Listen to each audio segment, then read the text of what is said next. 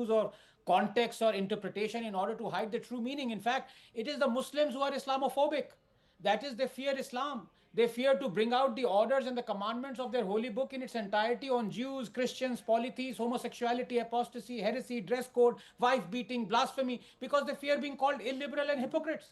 So they end up condemning and branding as radicals the Muslims who are faithfully following the fundamentals. In a sense, they snare the fundamentalists but spare the fundamentals. Look, what is the essence of azan amplified through the loudspeaker 5 times a day? Quote, no one has the right to be worshipped but Allah 4062. You would have called this radical and supremacist if you didn't know this is from the holy book. Do not take disbelievers as friends unless they convert, and kill them if they refuse. 489. Those who deny the Quran, their necks will be shackled. 4070. Polytheists are the worst of creatures. 98:6. Do not marry polytheist women unless they convert. 2221. Those who disbelieve in our verses, we will drive them into a fire. 456. Are these not radical enough for you? Number two, the second truth. Terrorism has a religion. When Pahalgam terrorists demand a recitation of Islamic kalma, check the ID cards of tourists, pull down trousers to condemn only kafirs. Terrorism has a religion. When Kashmiri Hindus are butchered, driven out, terrorism has a religion. When in Nadimag, 23 unsuspecting Kashmiri Hindus are lined up and shot point blank, terrorism has a religion. When 2611 Taj Hotel guests are spared if they recite the Kalma, terrorism has a religion. When slogans raised from mosques, Ralif, Salif, Galif, death to Kafir, Nizam-e-Mustafa are made to drive away only Hindus, terrorism has a religion. When millions attend funerals of terrorists, when ISIS flags are unfurled in Jamia Masjid, terrorism has a religion. Number three, the third truth. Different laws divide, not unite. Rahul, let's accept it. There is a parallel world that is inhabited by millions of Muslims, a world where they are not bound by rules, morality, ethics, propriety, by which the rest of us are bound by. Because their morality, ethics, conduct is not dictated by man but by God. Not for nothing did Dr. Ambedkar say, quote, Islam is incompatible with local self-government because the allegiance of a Muslim does not rest on his domicile in the country which is his, but on the faith to which he belongs, unquote. And we have accepted it. Let's accept it. Rahul, when you accept religions that exhibit predatory, supremacist, exclusivist views and practices, when you grant separate laws and freedoms to their followers, you are sowing the seeds of irreversible division. You are turning appeasement from welfare to warfare to warfare. So you have blatantly anti-Hindus laws like the POW, RTE, Endowment Acts. You have blatantly pro-Muslim laws like the Waqf Act. You have terrorists, PFI, cadres and rioters being released. And that is when you reach a situation where you are scared as a nation. Because if development and prosperity brought peace, Middle East would be like Dubai. But is it? So there we have it. As long as we are afraid to confront these three truths, you can't do anything. You can't do anything, says Dr. Ranganathan. Of course, he's not talking specifically about this. These are more visuals coming in, viewers, from the LNJP hospital. Let's try to boost the audio and the NAT on those. Do we have any NAT? Okay, so there you can see, viewers, one of the patients clearly injured, and the Union Home Minister Amit Shah looking over him, talking to the doctors, inquiring about the exact situation there, patting the young man on the shoulder, saying that, look, my wishes are with you and I hope you get better. So that's one of the wards, viewers, that has been set up, obviously, to cater to all these individuals who are there, injured in the way they are. Some people are wanting to get up and talk to the Union Home Minister. There you can see another individual, another patient who has been removed from this particular site. On the right, viewers, you can see of your screens a badly injured tuk-tuk driver. There you can see him. Terrible situation, viewers. He's trying to take his tuk-tuk out of harm's way. Even in that condition, viewers, he's trying to hang on to his tuk-tuk, and the remains of the other vehicles you can see on the right, view. This was a devastating blast. Several individuals are lying there injured, over 20, 10 are dead. Viewers, the last time we had casualty figures such as this was back in 2011. Then there was a grievous blast outside the High Court. After those rounds of the ward, you can see the Union Home Minister talking to some of the doctors. There he's now talking to more injured, trying to get a sense of really what happened. The injured explaining to him what they thought they saw. You can see that individual holding his right ear, clearly injured there above his ear. Blood splattered on his vest. Clearly in a very poor state, viewers, and getting attention from, of course, the doctors there. So these are the devastating scenes that we are confronted by, viewers. I want to go across to Anvit, who's there at the site of this particular attack, or rather this, I don't know what to call it now, viewers, because clearly there is something much more than what appears to be the case. I just want to go across to Anvit. Anvit, what can you tell us? And then Dubey also there with us. Yes. Rahul, Anvit, I'm at LNJP hospital right now, where injured have been brought, and Amit Shah, the Home Minister, is here. And the other gate, his cavalcade is there, and ambulances are being used to enter the hospital from this gate. You can see many ambulances are parked inside, and all the injured are being rushed there. Even now, ambulances are rushing to the hospital. So it means the casualty figures are still rising. Clearly speaks. And Amit Shah is here, Delhi CP is here, senior other officials of Delhi police are here who have accompanied CP Delhi. He had arrived here ahead of Home Minister Amit Shah. And the death toll, we are being told, has risen to at least 13, while number of injured is also rising, because it's continuously ambulances are rushing into the hospital. Now, as far as the investigation in this case is concerned, police are on the spot, senior officials, in fact other agencies are also there. Now I'm sure it has already been seen as a multi-agency probe, and what certain things that from the investigation have been shared with us by the Delhi police is that they have told us that it was an I-20 car that had slowed down in a heavy traffic, and then explosion took place. We are also being told that it was the rear side of the vehicle that blew up, and it damaged at least 6 to 7 vehicles in its vicinity. Hundreds of people who were there heard the explosion, and many of them sustained injuries. Many of them number fatal of them, as well. viewers, been brought to the LNJP hospital. Thank you, Anvit. I'll just come back to you in just a few moments. Stay with us. We are waiting word from the Union Home Minister. He says that preliminary reports are coming into him, and he's going to be able to give us some indications of what now the authorities believe this is. I don't think anyone is in doubt of the fact that this is something a little more than just an accident. Akash.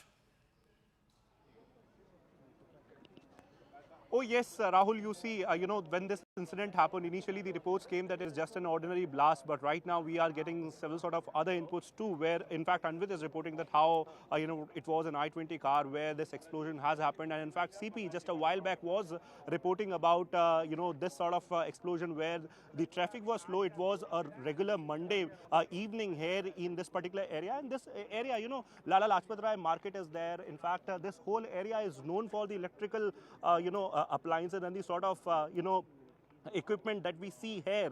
And every day, we see a lot of people coming here from not just different parts of the national capital, but also from the country, since they come here for the Red Fort. And that's when this incident happened, where, we are learning about this sort of explosion. Intensity was very high. In fact, a loud sound was heard by people. In fact, this particular spot, if I, want to give an idea as to what this road and where this leads to, on this particular side, we have, in fact, the Old Delhi railway station. And whenever you are coming from Old Delhi railway station to Red Fort, this particular place comes. This is the Lala Lajpat Rai market, and on the left side we have the Red Fort. And this road leads to, in fact, the Delhi Gate and the LNJP area. In fact, if we walk towards this particular road towards the Old Delhi railway station, we have around, 4 to 5 spots where blood is splattered, and in fact 400 to 500 meters, in fact, from the very spot where this explosion happened. And this shows somewhere the intensity.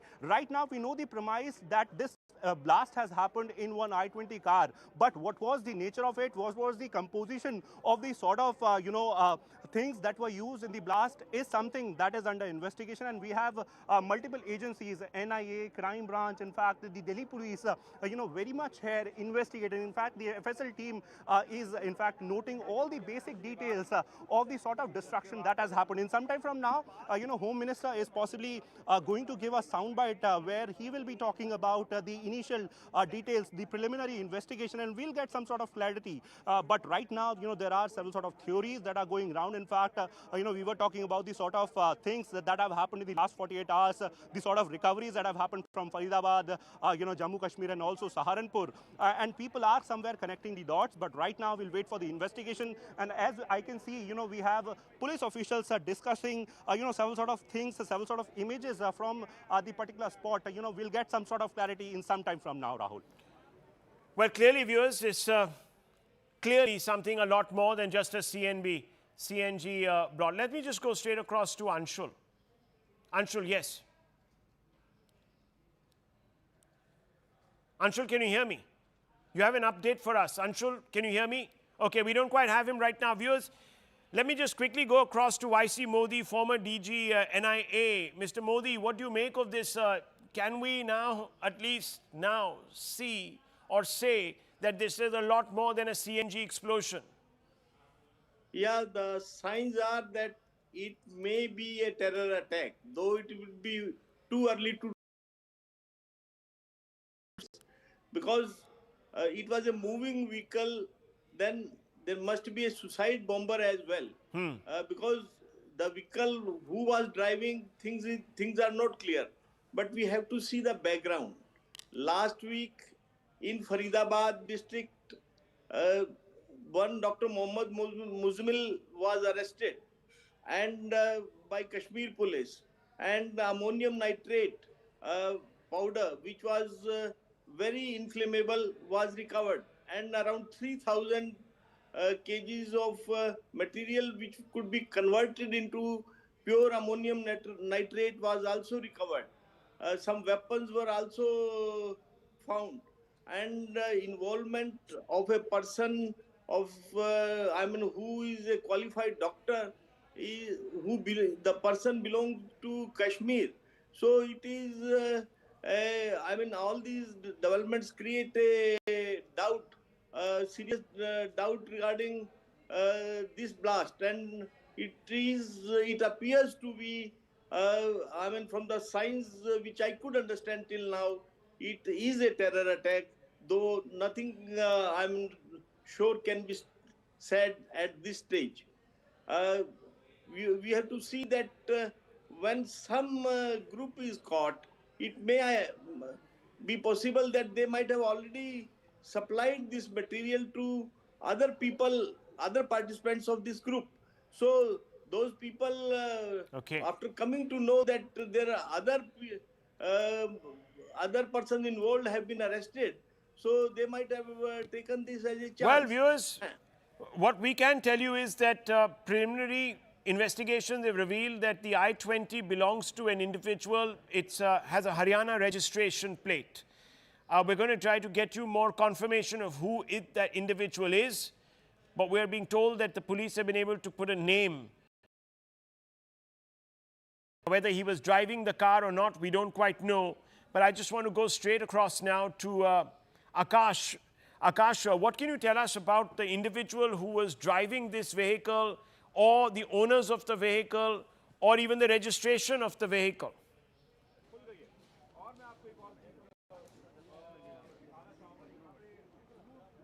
Akash, can you hear me? Do we have him?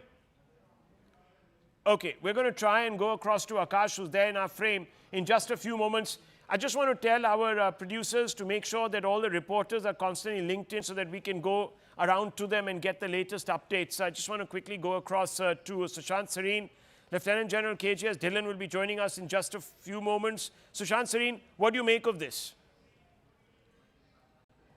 Well, initially, it looked like I was ready to accept that probably some kind of a CNG explosion, but given the scale of devastation, I've never seen a CNG tank explode and create so much of devastation. So look, I agree that it's good that the government is being cautious before calling it a terrorist attack. They're not jumping the gun. There's no knee-jerk reaction. That's the sensible way to do things. But I think it has the hallmarks of certainly of a terrorist attack. Secondly, we still don't have all the information. It's coming out in dribbles, and we are trying to make sense of it. I and General Dhillon were on another channel just before we joined you, and this is what General Dhillon was on the mark when he said that, look, let's not jumped the gun on many things, and I completely agree with him. But like, the information which is coming out so far is coming out from government sources itself, about the car, the identification of the car, that it is a moving car, how many people, was there one person, in which case, I think I was hearing Mr. Modi speak before me. He said if it was one person, it's certainly the possibility of a suicide attack. But if it was more than one person, was this an accidental blast, that the explosives were put in that car because somebody had prematurely declared victory in the morning and said that they've, impounded all the explosives in that Faridabad raid, and that now, you know, everything was settled. And obviously, some people got spooked and were running away and trying to find some kind of a safe haven. Again, like I said, we are in the realm of speculation. But if 4 or 5 guys died in that blast because they were sitting in the car, probably an accidental one, because I have not heard of a single case of 5 suicide bombers blowing themselves up in one go, sitting in one car. They're stupid, that's why they become suicide bombers, but they're not that stupid that they'll waste, 5 suicide bombers on a single attack. Okay. And blow them to smithereens. So, Okay, well, nothing can be ruled out, viewers, simply because the government hasn't ruled out anything. So everyone is conjecturing. On the right, viewers, NSG commandos now at that spot. I just want to go quickly across to Anshul. Anshul, what's the latest? And I want to bring in General Dhillon right after. Yes, Anshul. So the NSG teams have just hit over here, and they have gone towards the spot where the entire incident had happened, and they have just reached over there. This is another part of an SOP that is being followed over here. There is a lot of echo that is happening. I'll ask the producers to please correct this. The NSG teams have just reached over there. They are trying to look into the entire spot where the said incident has happened. You can see that there is another team of NSG that are trying to reach the spot at this point in time, because the roads are barricaded from both the sides, and hence it is getting difficult for the NSG teams to also reach on the spot where the said incident has happened, where the vehicle is parked at this point. So definitely these visuals, I'll just ask my video journalist Ravindra Kumar to zoom in and show you in the visuals that yet again more and more security forces are arriving over here. They are still trying to get the exact details as to what was the exact incident that has happened. If you could just stay on the frame with me, I'll again try and show you the NSG teams that are reaching over here. They are bringing these black suitcases along with them to the spot. They will inspect